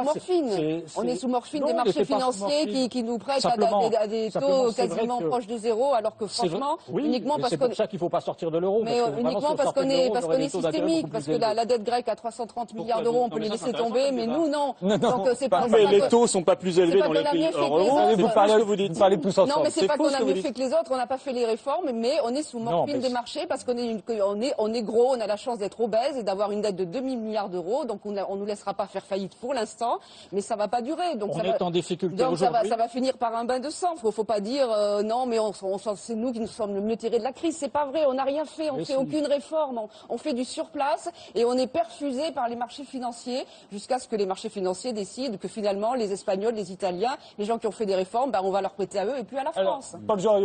Oui, non, je voudrais quand même rappeler comment on en est arrivé là. Un tout petit peu d'histoire. Alors, on est en 1940, on est à Londres, il y a la bataille d'Angleterre a toujours lieu, il y a le Blitz, et il y a M. John Maynard Keynes, économiste, qui travaille à l'économie de guerre en Grande-Bretagne, et il écrit quand tout sera terminé, on n'a pas le choix, parce que l'Allemagne va être là au centre de l'Europe, et ça va être un gros machin qui va être très très riche, et ce sont eux qui vont dire comment on va faire les choses. Alors, maintenant on passe en 1940. Non, mais les gens ne vont pas comprendre ce que vous avez dit, là. Vous allez trop vite. C'est vrai que Keynes, à l'époque, prévoit que même l'Allemagne, une fois vaincue, devra jouer un rôle. Elle jouera plus de rôle militaire, mais elle jouera un rôle économique. Elle aura un rôle hégémonique à l'intérieur de l'Europe, quoi qu'on fasse et quoi qu'il arrive. Et on est en 1940, on n'est encore nulle part. Bon, alors, on passe maintenant en 1944. on va aider les Allemands, on va les aider à reconstruire quelque chose. Bon, ils ont perdu, il y a un pays qui a vraiment été très très détruit, bon, d'autres aussi, mais on va les aider à faire quelque chose. Ils disent, qu'est-ce qu'on va faire? Ah, on ne veut pas que vous soyez une puissance militaire. Hein, on a déjà donné en 70, en 14 et en 40. Non, pas ça. La politique étrangère, laissez ça aux autres. Hein, de toute façon, le commerce et l'industrie, faites ça. Concentrez-vous sur ça. C'est ce qu'ils ont fait. C'est ce qu'ils ont fait. Si bien que maintenant, ils ne comprennent plus rien de ce que nous on dit. Quand on parle de patron, quand on parle de salarié, comme le dit très bien madame, ils ne comprennent pas qu'est-ce que ça veut dire. Alors, ce qu'il faut faire, il faut renouer un dialogue avec l'Allemagne. On les a empêchés de penser. On les a empêchés de penser sur l'économie. Heureusement, il y a un livre, mon bouquin, ma bande dessinée, avec Maclès, vient d'être traduit en allemand. Une critique pas désespérée du capitalisme. Madame Merkel va pouvoir le lire. Elle va pouvoir commencer à comprendre de quoi ça parle. Alors, il faut renouer un dialogue. Il faut aller parler avec madame Merkel. Il faut lui expliquer ce qu'elle ne comprend pas, ce que les Allemands ne comprennent plus. Parce qu'on les a encouragés à ne pas comprendre ce genre de choses. Mais maintenant, il faut qu'on en parle parce que le temps presse. Mais pourquoi on les a empêchés de faire de la politique? On leur a dit concentrez-vous sur l'économie, c'est ça que vous leur reprochez? Tout à fait, voilà. Il faut qu'ils reparlent de politique. On ne peut pas le reprocher, mais maintenant il faut aller parler avec eux. Il ne faut pas être terrorisé devant Mme Merkel. Je parlais dans une autre émission à une dame, je disais mais on va lui parler, et je voyais déjà que quand elle va lui parler, c'est comme ça. Pas tous les Allemands, mais beaucoup. Hein. Parce que Madame, tout à l'heure, elle nous disait qu'on est plein d'idéologie, mais Madame, il faut que vous vous inspiriez de notre débat. Et je crois qu'il y a énormément d'Allemands qui doivent s'inspirer de notre débat. Parce qu'il y a un échange, effectivement, idéologique. Et chez vous, l'idéologie est encore plus radicale et encore plus présente. Sauf qu'il n'y en a qu'une seule idéologie chez vous. En Allemagne, il n'y en a qu'une seule. Et les échanges qu'on entend à la télévision circulent à l'intérieur d'une seule et unique idéologie. Voilà, ici, il y a de la politique, il y a du débat, il y a de la contradiction. Il faut absolument que vous vous inspiriez de ça. Parce que les Allemands ont grand besoin qu'on fasse de la politique, qu'il y ait des idées contradictoires, et que, par exemple, on conteste le fait qu'il y ait des millions d'Allemands qui travaillent pour 400 € par mois. Les Allemands trouvent que qu'on introduit chez vous un vrai SMIC, qu'on augmente les salaires, qu'il y ait de la monnaie en circulation, et qu'on relance un peu réponse de Jacques l'économie par la consommation, la par des gens qui politique peuvent en Allemagne, elle vivre est en ce normalement, avoir moment leur niveau vraiment plate. Je vous laisse terminer, monsieur. Allez-y. Mais oui. Non, ça y est, il a terminé. Profitez. Bon. Moi, j'en profite, oui. Il y a en Allemagne, on trouve qu'il n'y a pas assez de politique. Ça, c'est une des grandes discussions. On trouve que Mme Merkel, comme elle se saisit de tous les sujets, elle étouffe la politique. C'est une espèce de somnifère de la politique. Ceci dit, on a la liberté d'expression en Allemagne, mais on n'a pas cette confrontation idéologique. Et on a une plus grande préoccupation de l'économie, de l'entreprise et de la compétition. Voilà. Natacha, il faut que ça bouge, que l'AfD, le parti AfD qui monte, est quand même une nouveauté intéressante. Alternative für Deutschland. L'alternative pour l'Allemagne. Là, vous sortez ça dans...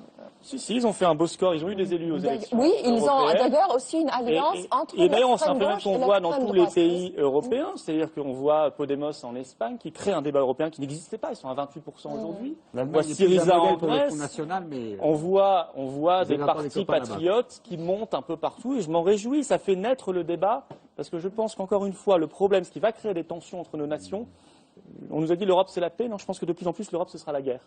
Et il suffit de voir comment Mme Merkel est accueillie en Grèce. Elle est accueillie par des manifestations terribles, il faut mettre des barbelés, etc. C'est ça l'Europe de la paix. C'est pas ça. C'était pareil à Lisbonne, au Portugal. C'est pas ça l'Europe de la paix. Ce sera l'Europe de la paix si on rétablit un équilibre entre les nations. Et donc si on redonne la souveraineté au peuple, la liberté au peuple, et si on recrée de la démocratie dans les nations européennes, parce que là, honnêtement, je ne sais pas vers quelle catastrophe on va, si on continue comme ça. Natacha Valla. Alors, je voulais rassurer peut-être sur le débat en Allemagne, et vous me corrigerez si j'ai tort. D'abord, peut-être une chose, je suis entièrement d'accord avec le diagnostic, l'Allemagne devrait investir plus et devrait réduire son excédent de la balance commerciale. C'est un des gros problèmes de l'Europe, effectivement. Mais pour revenir sur la question du débat en Allemagne, on se rend compte aujourd'hui qu'il y a des voix qui émergent. Alors, c'est peut-être pas dans le débat politique, mais en tout cas dans le débat économique.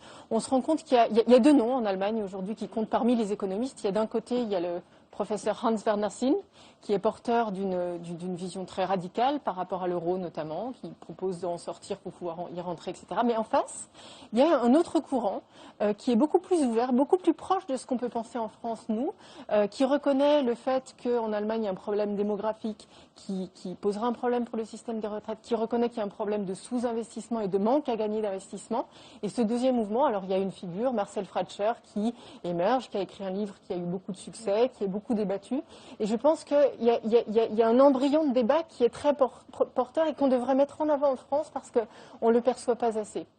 Mais ce débat, il a lieu tous les jours. Oui, mais juste tous les jours, on ne le perçoit pas ici. Oui. Je pense que c'est bien de le dire parce qu'il ne faut pas qu'on ait l'impression que tous les Allemands sont des Hans Werner Sinn et tous les Allemands sont des Madame Merkel. Donc ça c'est un point important. Et puis une dernière chose que je voulais dire par rapport au lien qui a été fait entre Bruxelles, l'Allemagne et ce qu'on imposerait conditionnel à la France. D'abord, j'espère que les Français ne tomberont pas dans le panneau de M. Mélenchon qui essaie effectivement d'exploiter la montée de Alternative für Deutschland, la montée du Front National pour faire monter quelque chose qui n'a aucune raison de monter. Ce qui est demandé à la France, c'est pas l'Allemagne du tout qui le demande, c'est les traités qu'on a signés. Les traités qu'on a signés, c'est plus le vieux monde de Maastricht, 3%, vous dépensez trop, il faut moins dépenser, c'est plus ça. Aujourd'hui, on compte les choses différemment. On a sciemment signé quelque chose qui nous dit on veut choisir. On veut choisir. Pardon, on a franchi des étapes. Décidé, on l'a imposé au peuple français. On a franchi des étapes. Par le traité de Lisbonne. Est démocratique. Ça doit, tout ne doit pas forcément passer par référendum. Ah non, mais quand on a fait un référendum et qu'on a dit non et qu'ensuite on fait oui, c'est pas démocratique. Ce qu'on décide aujourd'hui, c'est peut-être la démocratie à la Goldman Sachs, mais c'est pas la démocratie. La République française. Pardon, je travaille pour l'État français aujourd'hui. La question, c'est. Vous avez gardé quelques. Votre conception de la démocratie n'est pas républicaine. Je vous raconterai ma vie après l'émission, vous verrez. Laissez terminer, Natacha Valla. Je dis une évidence. Ce qu'on est assez évident. Quand on annule un référendum, ce qu'on est en train de demander à la France, et la France se le demande à elle-même, et c'est une demande qui est faite à tous les contribuables, c'est de dire, voilà, aujourd'hui, on ne vous demande pas de couper la dépense publique, on vous demande de donner votre avis sur la qualité de la dépense publique. On demande une réflexion sur les déficits structurels. Et en gros, c'est de dire, est-ce que vous êtes satisfait du service public que vous obtenez en fonction des impôts que vous payez? Est-ce que vous êtes content avec les écoles qu'on donne à vos enfants? Est-ce que vous êtes content avec les services de santé qui vous sont, est-ce que vous êtes content avec la formation professionnelle? Est-ce que vous êtes content avec l'accompagnement? La réponse, c'est oui ou non. Et si c'est oui, c'est est-ce que vous êtes prêt à payer autant d'impôts que vous payez pour cette qualité de service-là? Et je pense que les Français, si on leur pose la question aujourd'hui en fonction du niveau d'impôts qu'on leur fait payer, ils répondront en majorité non. Donc en gros, ce qu'on est en train de dire, c'est qu'il faut réduire la dépense pour en améliorer la qualité et permettre de réduire aussi les impôts pour avoir un rythme de vie pour l'État français qui soit soutenable et qui ne soit pas financé par la dette. Parce qu'un dernier point sur la dette, je sais qu'on dit finalement on peut faire de la dette, c'est pas grave, c'est dans les caisses des banques et des compagnies d'assurance. Le seul problème, c'est que les compagnies d'assurance qui ont acheté la dette de l'État français, ce sont elles aussi qui portent les contrats d'assurance vie des Français. Or, si on a un problème de défaut sur la dette française, je sais bien qu'il y a certains courants politiques qui considèrent que c'est pas grave du tout. S'il y a un défaut sur la dette française, ça veut dire que ce qu'on a mis en face de votre épargne, c'est plus là. Donc, qu'est-ce qui se passe sur votre épargne? C'est une question ouverte. On continue d'avancer dans le débat, si vous le voulez bien. La Chine, pendant ce temps-là, serait devenue, selon le FMI, la première puissance économique mondiale. Écoutez. Ça y est, Axel Le Tarrier, ça y est, c'est officiel. La Chine vient de dépasser les États-Unis. Well, it is official. The United States is now number 2. We're number 1. We're number 1. Well, now we're number 2. According to the IMF, China has passed the US as the world's largest economy. Le monde était dominé par les États-Unis depuis 140 ans. Et bien aujourd'hui, la Chine devient la première économie de la planète.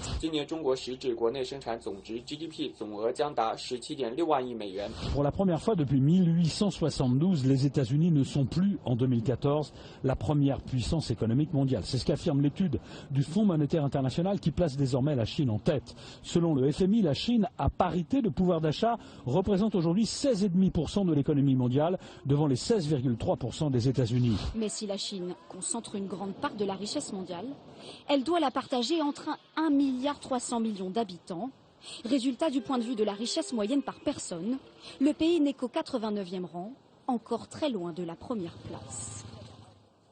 Alors Thomas Philippon, est-ce que ça a du sens de considérer la Chine aujourd'hui comme la première puissance économique mondiale de la manière dont on le calcule? Je vais vous décevoir. Non, pas vraiment. Ça n'a pas beaucoup de sens, en fait. Il y a deux manières de calculer la richesse d'un pays. Vous calculez la richesse du pays en fonction de sa monnaie et avec le taux de change qui va bien. Auquel cas, les États-Unis sont 70% plus gros que la Chine. Ça, c'est la puissance économique. Donc les États-Unis, c'est 70% plus gros que la Chine en termes de puissance économique. Ça n'a pas tellement bougé.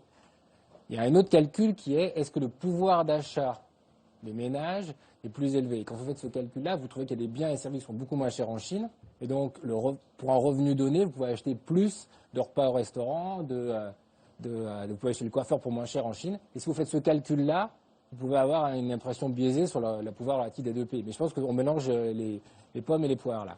En puissance économique, les États-Unis sont 70% plus gros que la Chine. Et la Chine, si on regarde le pouvoir d'achat par habitant, elle est encore 89e. Exactement. Donc on est très très très loin du compte. Donc je pense qu'on a juste mélangé deux chiffres pour arriver à un résultat un petit peu choquant, mais qui en fait ne veut pas dire grand-chose. Mais néanmoins, la Chine, c'est important. C'est peut-être une manière de le rappeler. Mais la Chine, ils sont arrivés à peu près au pic de leur population. Certains, ils sont déjà au pic de leur population qui est employée. Donc la Chine, dans le futur, c'est une population qui décline. C'est ça qui va se passer en Chine. Donc ils vont continuer à croître, probablement nettement moins vite qu'avant. Et à un moment, probablement, ils vont rattraper les États-Unis, oui. Mais en tout cas, c'est pas ce qui se passe aujourd'hui. Un des gros risques, c'est que justement, ils deviennent vieux avant d'être suffisamment riches, et en particulier avant d'être suffisamment riches pour avoir mis en place un système de protection sociale qui leur permette de faire face à ce vieillissement. Mais ils en sont conscients. C'est un des principaux défis auxquels ils sont confrontés. Bon, après, la Chine, on peut se battre sur les chiffres, mais la Chine, c'est évidemment un très gros morceau de l'économie mondiale, et ça le sera encore plus à l'avenir. Mais c'est une très bonne nouvelle. Ça veut dire que les inégalités formidables qui s'étaient creusées à l'échelle mondiale depuis 2 siècles sont en train de se réduire. Le fait que les autres aillent mieux ne signifie absolument pas que nous, on doit aller plus mal pour autant. Ça pose des problèmes sur les ressources naturelles, sur les énergies fossiles, etc. C'est pour ça qu'il faut faire la transition énergétique en Europe. Il y a plus de concurrence. Mais non, mais justement, ce que je voulais dire, c'est que la Chine a beaucoup plus rééquilibrer son économie que l'Allemagne. Ils ont beaucoup plus réduit leur excédent extérieur depuis la crise en relançant justement leur activité, leur consommation à l'intérieur. Donc sous cet angle-là, c'est beaucoup moins une menace pour le reste du monde que les déséquilibres que fait subir à l'Europe l'Allemagne pour l'instant. Florian Philippot. Oui, moi je pense que la Chine a été et continue d'être l'aspirateur de l'industrie mondiale. C'est-à-dire que c'est l'atelier du monde. Alors peut-être ça le sera de moins en moins parce que leurs salaires aussi finissent par augmenter, qu'ils perdent aussi peu à peu en compétitivité. Mais le fait qu'on ait été totalement naïf dans l'Union européenne en ouvrant grand nos frontières, on est la seule zone du monde qui fait pas du tout de protectionnisme. Alors on s'est fait aspirer progressivement, délocaliser nos industries. Et par ailleurs, c'est donc ni économique ni social. C'est pas écologique du tout.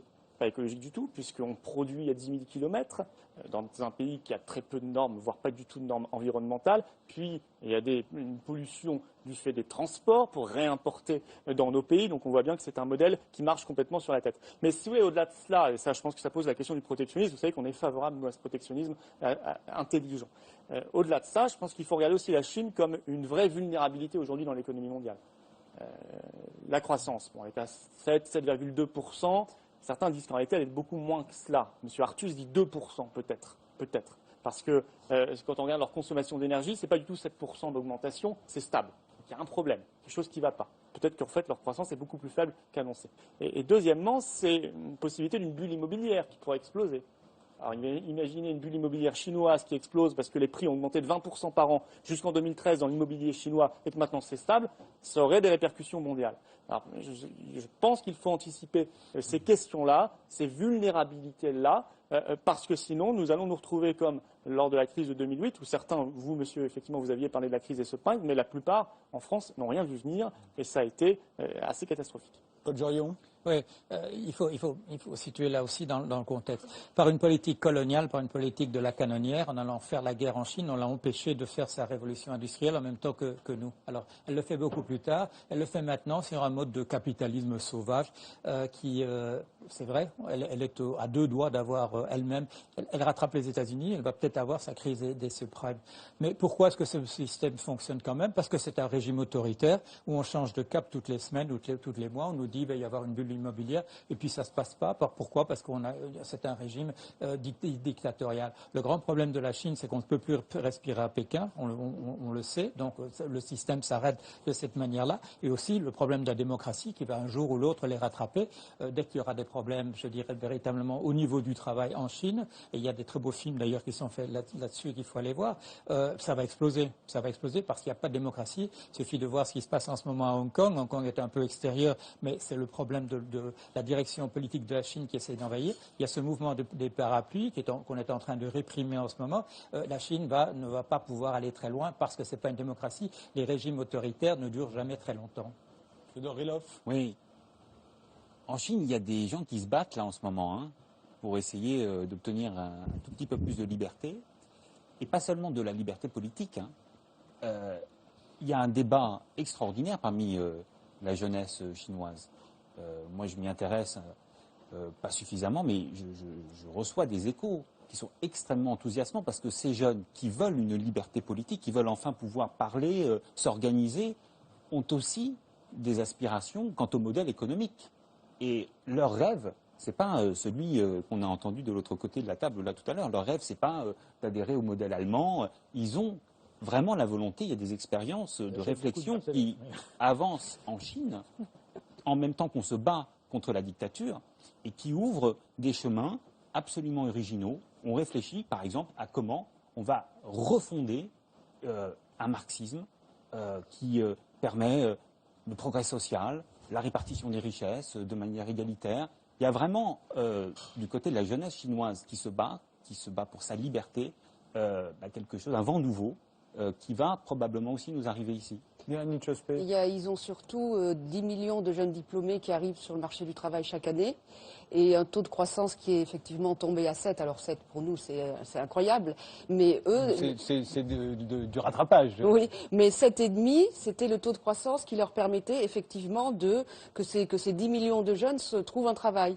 Et donc effectivement à 7 ça risque de commencer à basculer et donc au bout d'un moment on va effectivement avoir ces jeunes qui pour l'instant, je ne sais pas s'ils ont une grande conscience politique, mais ils vont effectivement remettre en question le modèle quand ils vont se retrouver, quand ils vont ne plus trouver de l'emploi comme ils ont trouvé avant. Donc ça, c'est un vrai problème, plus la dette et plus tout le problème du shadow banking quand même, qui est une finance qui s'est développée dans l'ombre. Il faut que vous expliquiez de quoi il s'agit, mais ça fait très peur aux Occidentaux. Mais oui, c'est une finance qui s'est développée par des établissements qui ne sont surveillés par personne, avec on ne sait pas trop quels sont les taux de crédit, ce sont des masses considérables, et donc ça a énormément augmenté. Donc ils ont déjà l'endettement officiel, et puis ils ont ce shadow banking. Donc effectivement, il y a des gros risques qui pèsent sur la Chine, c'est sûr. Tout le monde pense maintenant que la crise va venir de la Chine. Donc Natacha Valla. C'est vrai que c'est un peu compliqué et très paradoxal, la Chine. En termes de développement, je vais répéter ce qui a été dit, la Chine, en termes de PIB par habitant, c'est un 5e des États-Unis. Donc il y a effectivement encore du chemin à faire. C'est vrai aussi que l'ambiguïté de ces régimes autoritaires, c'est que quand on regarde le programme du plénium de novembre 2013, donc le plan quinquennal qui a été annoncé par les autorités chinoises, il met effectivement l'accent sur un recentrage sur la croissance intérieure, sur une augmentation du SMIC annuel de 13% pendant 5 ans, ça doubler le SMIC. Donc il y a des orientations très fortes qui sont non démocratiques, mais qui tendent à rendre le modèle plus soutenable à long terme. C'est vrai qu'il n'y a pas tellement de réponses sur certaines questions, comme notamment la question des déséquilibres financiers et du shadow banking. Jacques Hénard, dernier mot sur la Chine. Je suis étonnée, je suis fascinée par le fait que ce pays gigantesque arrive quand même à avancer d'une façon assez calme. Bien sûr, il y a des revendications ci et là, mais d'une façon générale, il y a une très grande structure dans la façon dont la Chine se développe. Elle n'est certainement pas démocratique, mais avec ses 80 millions de membres du parti, il y a une structure dans laquelle une certaine volonté arrive à s'articuler. Et je trouve très intéressant que ici on parle de la Chine qui va exploser, ça va avoir des répercussions sur la France et on tient compte du fait de la globalisation dans des espaces fermés. Et on ne voit pas à quel point tout ça s'est entremêlé et que la France, tout ce qui se passe à l'extérieur, doit avoir des conséquences structurelles aussi en France. Et que ce grand pays qu'est la Chine va peut-être peser plus lourd dans l'avenir de la France que l'Allemagne voisine avec laquelle on est beaucoup plus liés. Alors, pour mieux comprendre ce qui se passe aujourd'hui, peut-être faut-il revenir 300 ans en arrière. C'est ce qu'a fait l'historien Thierry Sarment qui va venir nous rejoindre. Je remercie Fyodor Rylov parce que c'est le moment où il nous quitte. Thierry Sarment nous rejoint pour son livre 1715, La France et le monde. 1715. Pour nous, en France, c'est une date clé, c'est la mort de Louis XIV.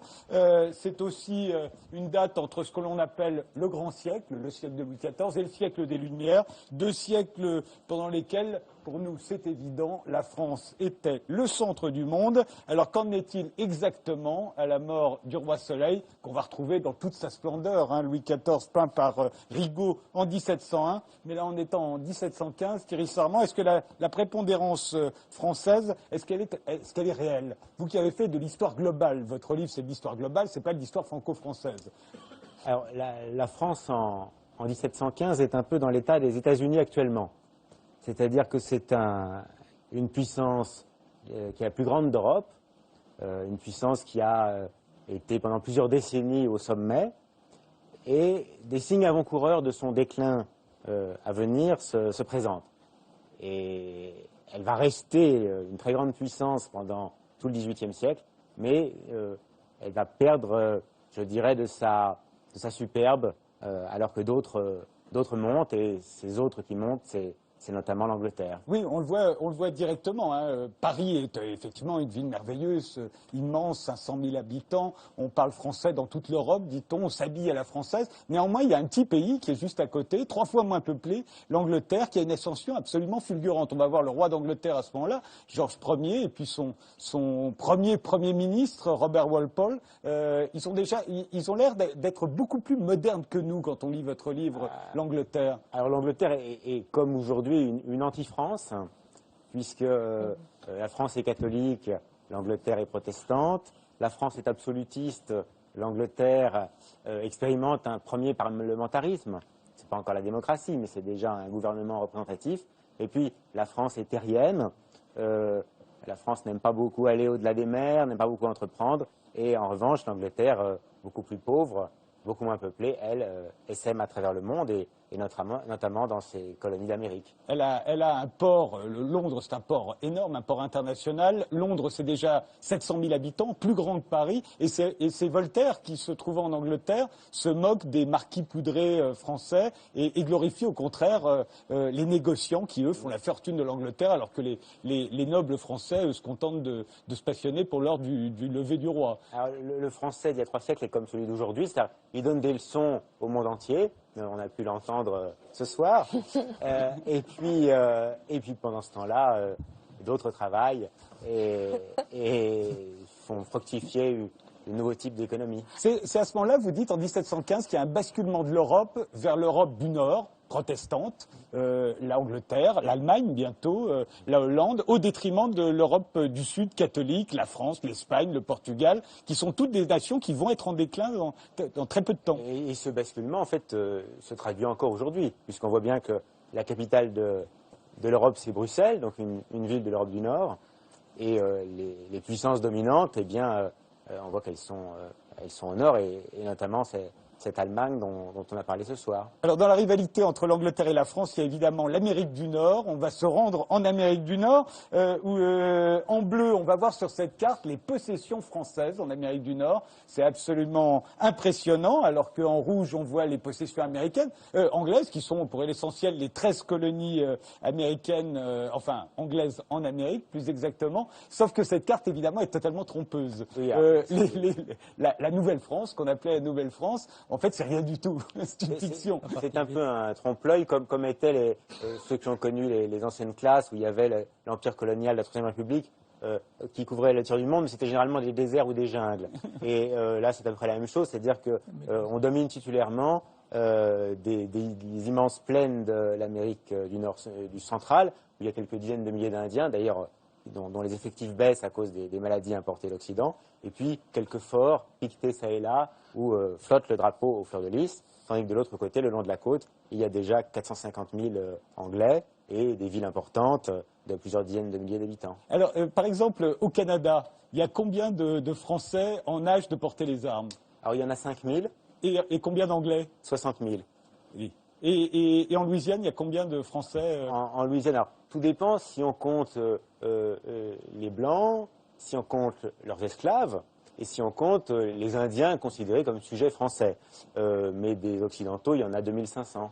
En fait, c'est rien du tout. Tout est joué. À ce moment-là, on sait très bien que l'Amérique parlera anglais. En fait, tout est joué. Ça ne tient pas à l'action de l'État, mais tout simplement à ce que le tempérament français ne porte pas à l'immigration, tout simplement parce que la France est déjà un pays béni des dieux par sa géographie, son climat, tandis que l'Angleterre, elle, moins bien dotée par la nature, essaime à travers le monde. Il n'y a pas seulement ça.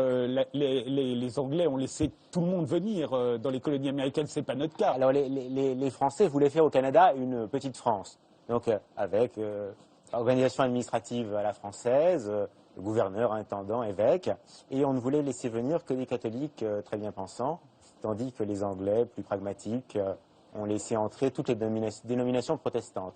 La seule religion qu'ils ne toléraient pas, c'était le papisme. Évidemment. Alors voyons, il y a à l'époque 3 empires musulmans qui sont extrêmement importants, qui sont beaucoup plus grands que le Royaume de France, hein, dont le niveau, dites-vous, est le même que celui des Français de l'époque. Le niveau de vie est assez analogue.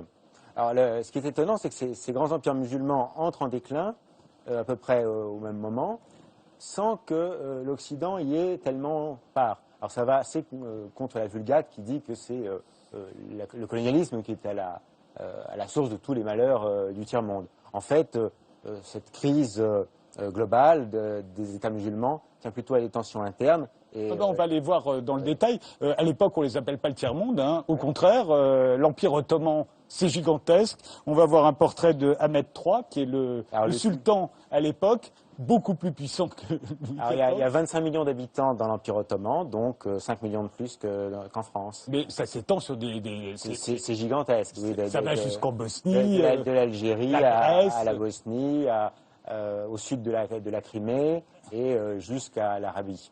Et alors cet empire, à ce moment-là, si on le compare au Royaume de France, Istanbul par exemple, c'est combien d'habitants? Istanbul est plus peuplé que Paris, on peut penser qu'il y a peut-être 700 000 habitants.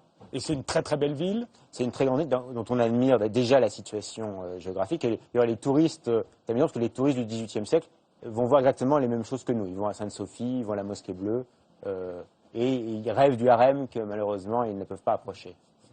À l'époque, on prédit déjà la chute de l'Empire ottoman. Napoléon lui-même, quand il partira en Égypte, il prévoit la chute de l'Empire ottoman. Il va durer quand même 200 ans encore. C'est un vieux rêve qui remonte aux croisades et qui ne s'interrompra jamais. Et puis, qui échouera parce qu'au fond, tout le monde veut entrer à Constantinople, que ce soit les Autrichiens ou les Russes. Et finalement, l'Empire ottoman sera sauvé par cette espèce de concurrence entre puissances européennes. Donc, on reste en 1715. Il y a un deuxième grand empire musulman, c'est l'Empire perse. En 1715, l'ambassadeur du Shah de Perse est arrivé à Versailles. On le voit là, reçu par Louis XIV dans la grande galerie des glaces. Il est très très bien reçu. Alors, le tableau est trompeur parce qu'on le montre en enlevant son turban, comme si c'était un chapeau, alors qu'en fait, le turban ne s'enlève pas. On va voir le portrait du Shah de Perse de l'époque, qui s'appelle Hossein Ier, empire très très puissant, qui représente à peu près ce que représente l'Iran aujourd'hui. La capitale Ispahan, c'est la même taille que Paris, hein, donc Paris n'est pas le centre du monde, il faut bien s'y dire, même en 1715. Hossein était un pieux chiite, malgré son goût pour le vin rouge, et il a entrepris de lancer une campagne de conversion des populations sunnites de l'Empire qui comptait quand même pour un tiers de sa population. Déjà, il y avait des problèmes entre les chiites. Voilà. C'est déjà un des grands facteurs explicatifs de l'histoire de l'Orient. Et en fait, il va entraîner la chute de son empire par la révolte de la périphérie sunnite, et notamment des Afghans qui, comme maintenant, sont des soldats assez durs à cuire. Et il y a un empire encore plus grand derrière, c'est l'empire moghol, en comparaison duquel le royaume de France, c'est à peu près un moustique par rapport à un éléphant. On pense 150 millions d'habitants. 150 millions d'habitants. Le grand moghol, c'est Aurangzeb. Qu'on voit ici dans un âge avancé en train de lire le Coran. Il faut voir qu'à l'époque, les sujets d'Aurangzeb avaient, encore une fois, je le répète, le même niveau de vie que les Français. Et on dit qu'Aurangzeb, lui, était 20 fois plus riche que Louis XIV. Alors, l'Inde est une sorte d'entonnoir où arrive l'or du monde entier. Comme aujourd'hui, les Indiens sont grands thésauriseurs d'or. Donc c'est l'endroit où les métaux précieux et les pierres précieuses étaient le plus accumulés. Il paraît qu'il avait, vous le racontez, il avait le plus gros diamant du monde sur son... Oui, le Koh-i-Noor. Sur son... Voilà. Sur son trône. Sur son trône, la montagne de lumière, qui depuis est arrivée chez la reine d'Angleterre, avec depuis la révolution industrielle, c'est pour ça que... Voilà. Et malheureusement, lui aussi avait des ambitions religieuses de conversion de ce sujet hindou, qui était malheureusement pour lui majoritaire. Et en fait, il a entraîné la dislocation de son empire par une politique de conversion forcée et de conquête avortée du sud de l'Inde. Alors, encore plus puissant qu'Aurangzeb, là on peut dire c'était le monarque le plus puissant sur Terre en 1715. C'était qui? L'empereur Kangxi, donc qui a régné à peu près aux mêmes dates que Louis XIV. Il dure très longtemps, un demi-siècle. Très, très longtemps, il est mort en 1722. Un empereur d'origine mandchoue, qui avait à sa cour des jésuites, qui le mettaient au courant des innovations de l'Occident, mais pour lesquelles il n'avait qu'un intérêt anecdotique. Et c'est sous son règne que la Chine se rend maîtresse de toute sa périphérie continentale, Mongolie, Xinjiang, Tibet. Donc la Chine actuelle est l'héritière très directe de cette expansion territoriale.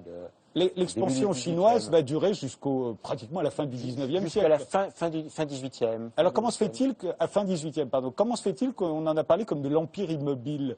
Alors c'est une vision un peu rétrospective qui naît en fait au moment où les Européens, eux, prennent de l'assurance, et donc plutôt fin du XVIIIe siècle, quand des premières ambassades refusent de se prosterner devant l'empereur chinois, et on commence à se dire que l'empire est un peu vermoulu et qu'on pourrait en venir à bout. Mais là, on en est encore bien loin, et par exemple, quand on fait faire une expédition au Tibet, la Chine peut envoyer 300 000 hommes au Tibet. Il n'y a aucune armée européenne de l'époque qui puisse mobiliser des effectifs de cette taille. Voilà. Donc même en 1715, même il y a 300 ans, la France n'était pas... Nous étions déjà mal partis. N'était pas en tout cas ce que l'on croit depuis 300 ans que nous étions. Des commentaires sur ce petit retour en arrière, Thomas Philippon? Non, mais le retour de la... Quand vous allez en Chine, les Chinois sont, eux, très conscients de leur histoire et ils l'interprètent dans la longue durée exactement de la manière dont elle a été décrite. Ils voient pas du tout l'action de la Chine comme quelque chose de nouveau, ils voient juste ça comme un retour à l'équilibre. C'est vraiment l'histoire chinoise, elle est perçue comme ça en Chine aujourd'hui. Paul Jorion? Oui, sur l'Angleterre. Moi, j'ai vécu 11 ans en Angleterre, très heureux, mais il faut se souvenir de la parole aussi de Lacan, en disant il faut toujours se souvenir que c'est une nation de pirates. Et effectivement, la prise de la grande armada par Drake a permis la création de la Banque d'Angleterre.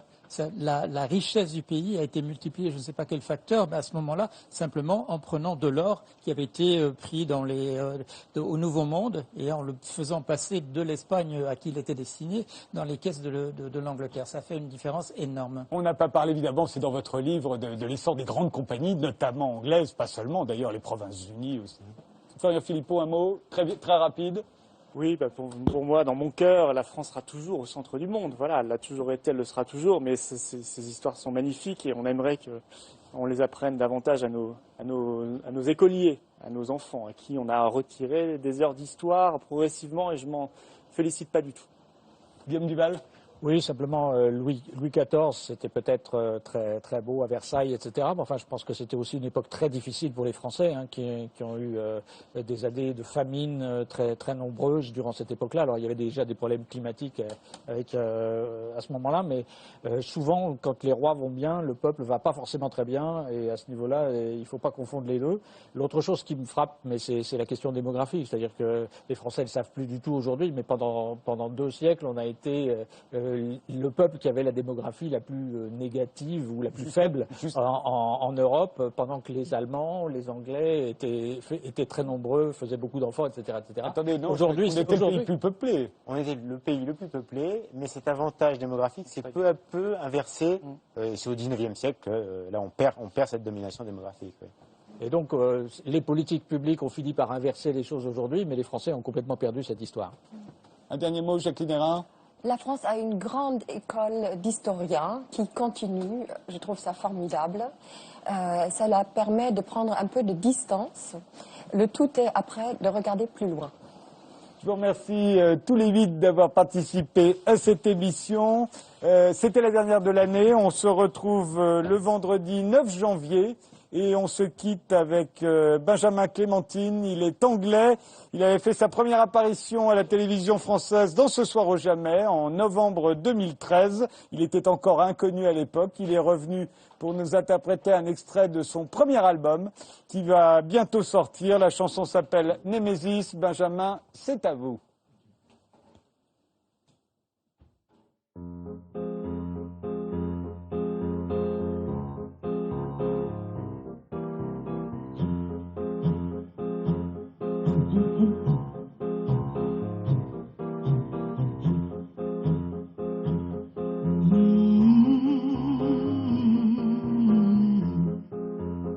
If I held my breath on you, I would have died 1,000 times. And if shooting was to show you how much I care, you're probably wearing dentures by now. If I held my breath on you, I would have died 1,000 times. And if shooting was to show you how much I care, I would have probably been wearing dentures by now. Promises broken. Nemesis is now a token. You turn around, march on to your new home. Wherever you're gone, darling, don't you ever forget to treat others the way you want to be treated.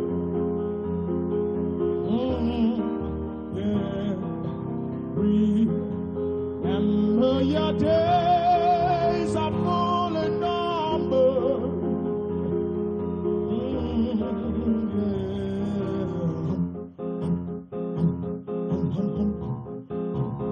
It's my turn.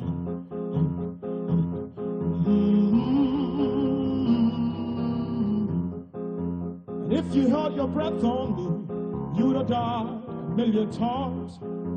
And if chewing was to show me how much you care, probably wearing dentures by now. All I'm trying to say, darling, is you know very well I left half for you. I guess you're doing the same thing to me now.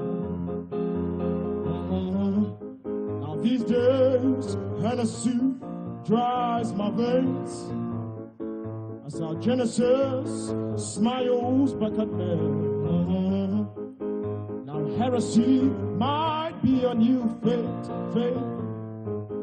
Whoever you've chosen to believe in, darling, don't you ever forget to treat others the way you want to be treated.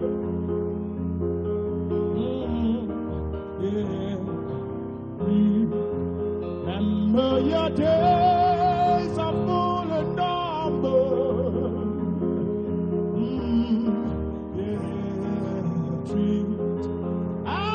That's the way you want to be treated.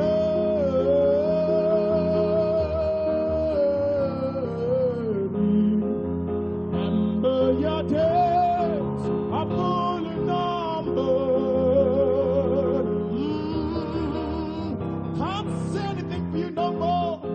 Nemesis is in your case, darling. Next one. Treat others the way you want to be treated.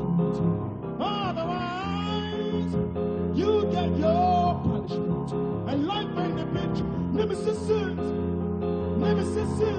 That's the mother of